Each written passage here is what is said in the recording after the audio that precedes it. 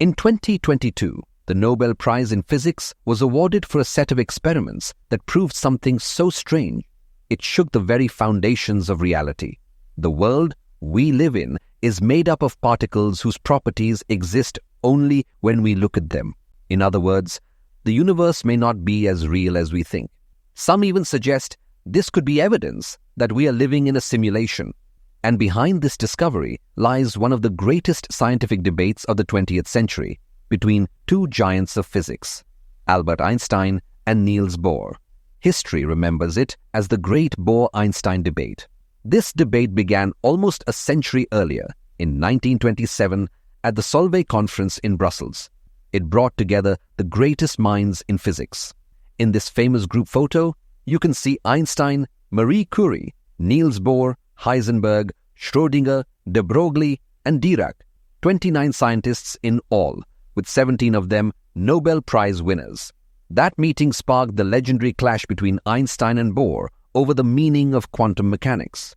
The 2022 Nobel Prize is directly connected to that very debate. By testing a principle called Bell's inequality with entangled particles, three scientists, Alain Aspect, John Clauser, and Anton Zeilinger, finally showed which side was right. And the answer is more unsettling than even Einstein could accept. So what was Einstein's objection to quantum mechanics? What was the Bohr-Einstein debate really about? What did these Nobel-winning experiments prove once and for all? And why do they challenge the very nature of reality? Let us find out in the simplest way possible. Hi friends, welcome to a new episode of Science Simplified for All. This video includes a short introduction to quantum mechanics, so you do not need any prior knowledge to follow along. If you are already familiar with the basics, you can simply skip ahead. Quantum mechanics is the science that studies the universe at its smallest scales, the level of molecules, atoms, and even subatomic particles like electrons, protons, neutrons, and quarks. And at this tiny scale, nature behaves in ways that are very different from what we are used to in daily life. There are two main differences in the quantum world. The first one is fairly easy to understand. In the world we see, things appear to happen continuously, but at the smallest scales, they do not. Think of a river. To our eyes, the water seems to flow as one continuous stream. But we know that water is made of molecules, and what is really flowing is a huge number of individual molecules. Because there are so many of them together, it appears continuous to us. Light works in the same way.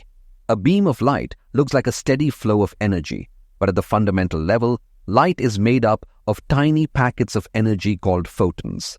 Each photon is like a particle of light. This smallest packet of any quantity is what scientists call a quantum. The idea of the quantum was first introduced in 1900 by the German scientist Max Planck. At that time, physicists were puzzled by a mystery known as the ultraviolet catastrophe. They could not explain how the color and intensity of light emitted by hot objects changed with temperature. To solve this, Planck proposed that energy is not continuous but comes in discrete packets. That was the birth of quantum theory. Then, in 1905, Albert Einstein used the quantum idea to explain the photoelectric effect. He showed that light is not a continuous wave of energy, but a stream of photons. This explanation later won him the Nobel Prize in Physics, and it marked the real beginning of quantum physics. At that time, Einstein himself had a very good relationship with quantum theory. Over the next 2 decades, quantum mechanics grew rapidly, thanks to the work of scientists like Niels Bohr, Werner Heisenberg, Louis de Broglie, Erwin Schrödinger, Max Born, Paul Dirac, and Wolfgang Pauli. One of the most striking challenges came from the famous double-slit experiment. For centuries, people had known that light behaves like a wave, but Einstein had also shown that light behaves like particles called photons. How could something be both a particle and a wave at the same time? And the surprise did not end there. When the same experiment was carried out with electrons, particles of matter, they too showed wave-like behavior. This was shocking. Scientists repeated the experiment in many different ways, and every time, the results were stranger than common sense would allow. These are the very kinds of strange experiments that made quantum mechanics famous for being weird, and I have explained some of them in detail in one of my earlier videos, which you can see here. By 1927, the main ideas of quantum mechanics were well established and backed by solid mathematics. Every prediction made using its equations turned out to be astonishingly accurate. The only problem was that the results went completely against our normal logic. So where does this strange behavior come from? In our everyday life, if you throw a ball, you can predict exactly where it will land. If you know where it started, the speed at which it was thrown, and the pull of gravity, Newton's laws let you calculate its path with perfect precision. You can even predict its position at every second along the way. And even without doing equations, our brains calculate this instinctively, like when a cricket player catches a ball in the air. But in quantum mechanics, things do not work that way. If an electron is fired from a source toward a screen, we cannot say precisely where it will land. The only thing we can calculate is the probability of where it might land. We can say, this region has a high chance, that region has a lower chance, and so on. If we fire 1,000 electrons, we can predict how many will land in one spot, how many in another, and how many outside. But for a single electron, we can never predict the exact landing point. And this is not because of any lack of knowledge or imperfect instruments.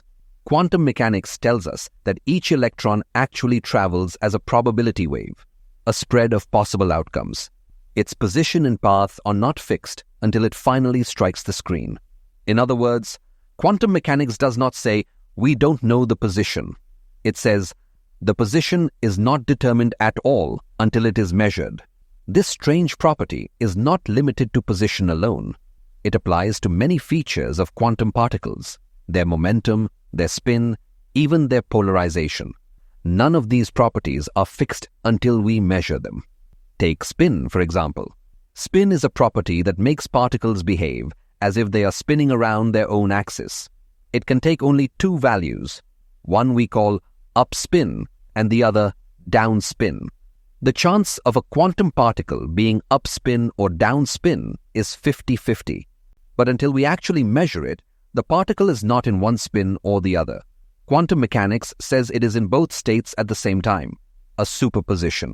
Only at the moment of measurement does it decide to become either up or down. This idea of superposition, that a particle can exist in multiple states at once, or as a wave of probability until it is measured, is at the very heart of quantum strangeness. It suggests that reality itself depends on observation. When we are not observing, the universe behaves differently. This is why many scientists and philosophers have argued that the universe may not be real in the way we usually think, or that we might even be living in a simulation. And just like us, Albert Einstein himself could not accept it.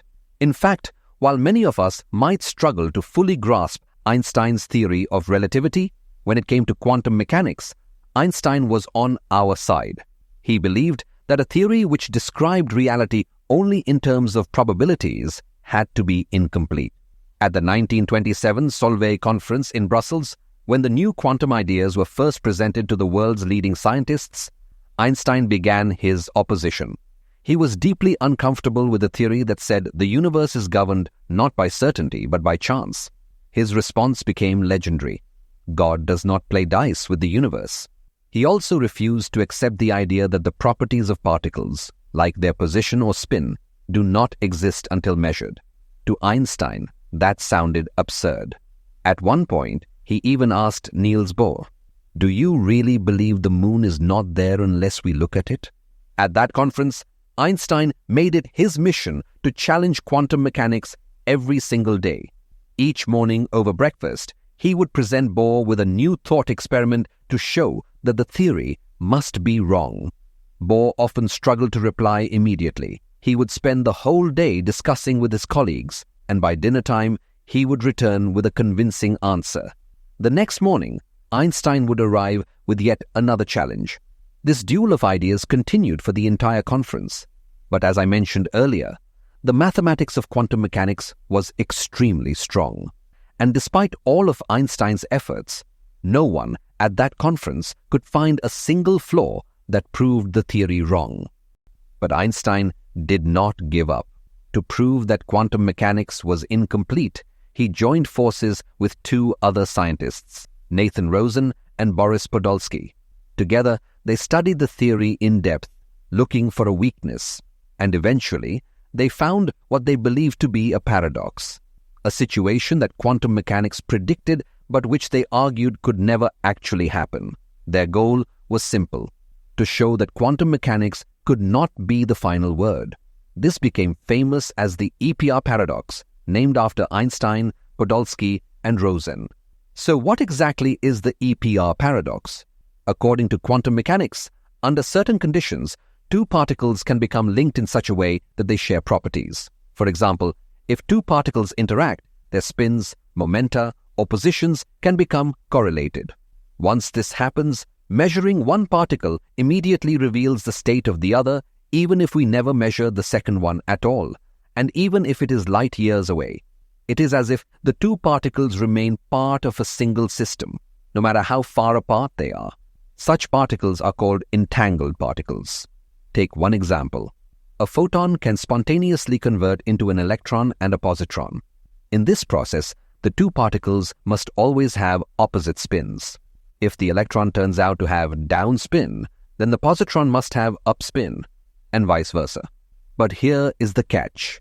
According to quantum mechanics, until we actually measure them, neither particle has a definite spin.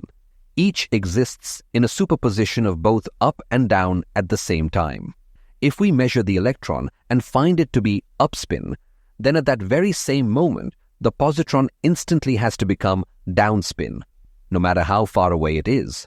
But here lies the problem. There is a speed limit in the universe for how fast information can travel. Imagine separating these two entangled particles by light years of distance. If we measure the electron and find its spin to be up, then immediately, without any delay, the positron must be down. But how can the second particle possibly know what happened to the first one? No signal can travel faster than the speed of light, and even light would take years to cross that distance. And yet, quantum mechanics insists that the correlation appears instantly. This is the EPR paradox. Einstein used it to argue that quantum mechanics was incomplete, that there must be some hidden variables beneath the surface, carrying the information in a way that quantum theory did not describe. He mockingly described this strange effect as spooky action at a distance. Einstein's explanation for the EPR paradox was simple. He believed that when two particles are created together, their properties are already decided in advance. The spin of each particle is fixed from the very beginning and stored in some hidden form. The only problem is that we do not know what it is. When we measure either one of them, they simply reveal their predetermined state. That is all. This idea became known as the hidden variables theory. If hidden variables exist, then there is no need for the two particles to communicate instantly across vast distances. In Einstein's view, quantum mechanics was wrong to say that properties are decided only at the moment of measurement. Instead, he argued, quantum mechanics was incomplete because it had not yet revealed these hidden variables. The irony here is fascinating. Even the founders of quantum mechanics had not fully realized the importance of entanglement at that time. It was Einstein, while trying to prove the theory wrong, who first highlighted this phenomenon. Later, entanglement became known as the strangest and most mysterious feature of quantum mechanics. When Einstein, Podolsky, and Rosen published their paper, Niels Bohr responded immediately. He dismissed the idea of hidden variables, saying they were unnecessary. According to Bohr, entangled particles really do affect each other instantaneously, faster than light. How this happened, he could not explain, but he insisted that it was real. And so, the debate remained unresolved. Until the very end of his life, Albert Einstein never accepted quantum mechanics as a complete theory. He opposed it firmly, convinced that something deeper was still missing. But none of this stopped scientists from using quantum mechanics. The reason was simple. The mathematics worked perfectly. Every prediction made by the equations matched experiment again and again. Even if no one fully understood the deeper meaning, the calculations were always correct. This led to a famous attitude among physicists: shut up and calculate. And this approach paid off. Almost every advance in modern electronics, from semiconductors to lasers and computers, is built on the knowledge that came from quantum mechanics. And then, in 1964, a scientist named John Stuart Bell came up with a way to resolve the debate once and for all. Bell leaned toward Einstein's side. He wanted to prove that a hidden variable theory could reproduce quantum mechanics predictions about entanglement without resorting to what Einstein famously mocked as spooky action at a distance. The central question was simple: do hidden variables exist or not? Bell designed a clever test. He showed that if you take many pairs of entangled particles and study them in a special way, you will get two very different results depending on whether hidden variables exist or not. At last, there was an experiment that could actually decide between the two views. This insight became known as Bell's Theorem. The details of this experiment are mathematically complex and beyond the scope of this video, but believe me, the logic behind it is beautiful.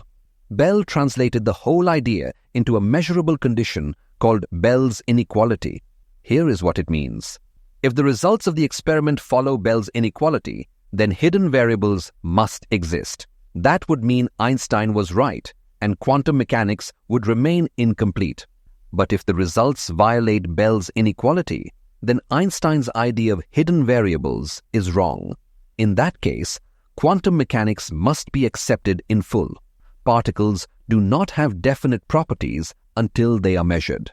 And this directly implies that reality itself is built on probabilities. In other words, we must accept the unsettling notion that the world behaves differently when it is not being observed. This is the power of Bell's inequality. It provided a direct experimental way to decide between Einstein and quantum mechanics. When John Bell first proposed his test in 1964, it was purely theoretical. No one knew how to actually perform such an experiment, and the technology to do so simply did not exist. That changed in 1972 when John Clauser designed the first practical test of Bell's inequality.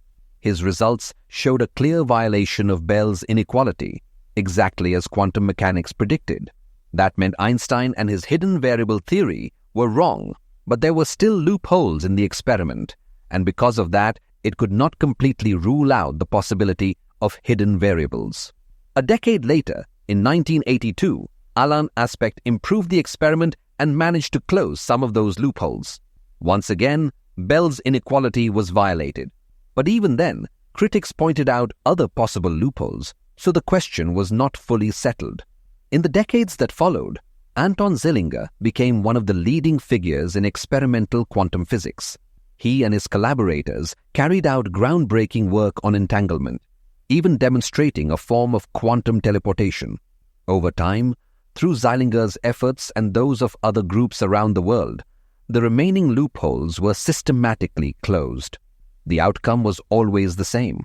Bell's inequality was violated. The conclusion was unavoidable.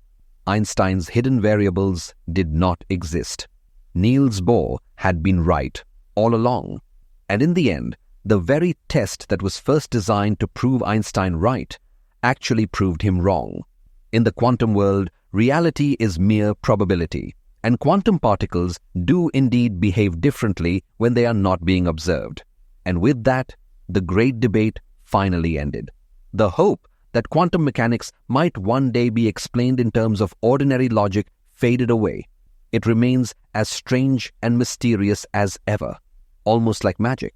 But from that magic came real technology. Quantum computing, quantum information science, quantum cryptography, even quantum teleportation. All of these fields were born from the very experiments that tested Bell's inequality. That is why, in 2022, the Nobel Prize in Physics was awarded to John Clauser, Alain Aspect, and Anton Zeilinger, the scientists who transformed one of the deepest philosophical debates in physics into experiments that changed our world. If you enjoyed this video, please give it a like and leave a comment. Your response is my biggest motivation. Do not forget to subscribe to the channel and hit the bell icon so you never miss an update. And if you ever wonder, what is the point of knowing all this? Remember, the greatest reward of knowing is knowledge itself. Thank you.